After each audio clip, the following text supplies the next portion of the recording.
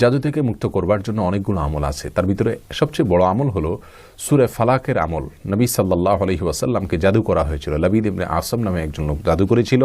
নবী সাল্লাল্লাহু আলাইহি ওয়াসাল্লাম সে জাদু থেকে মুক্ত হয়েছেন আলহামদুলিল্লাহ। তাকে একজন ফেরেশতা জাদু থেকে মুক্তির পদ্ধতি বাতলাবার জন্য এসেছেন। দুজন ফেরেশতা এসেছিলেন, একজন তার পায়ের কাছে, একজন তার মাথার কাছে দাঁড়িয়েছিলেন।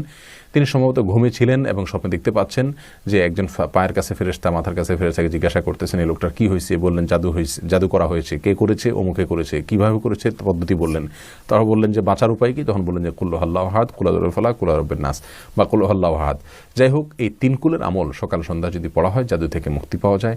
এবং এটা পড়ে শরীরে ফু দেওয়া, পানিতে ফু দিয়ে খাওয়া, এগুলো জাদু থেকে বাঁচার জন্য একটা গুরুত্বপূর্ণ আমল। এর বাইরে জাদু থেকে বাঁচার জন্য যারা রুকিয়া শরঈয়া বা শরঈ ঝাড়ফুঁক করেন কোরআন সুন্নাহর আলোকে, এই সমস্ত মানুষের শরণাপন্ন হতে পারেন। বিস্তারিত তাদের থেকে চিকিৎসা নিতে পারেন। আল্লাহ তাআলা তৌফিক দান করুন।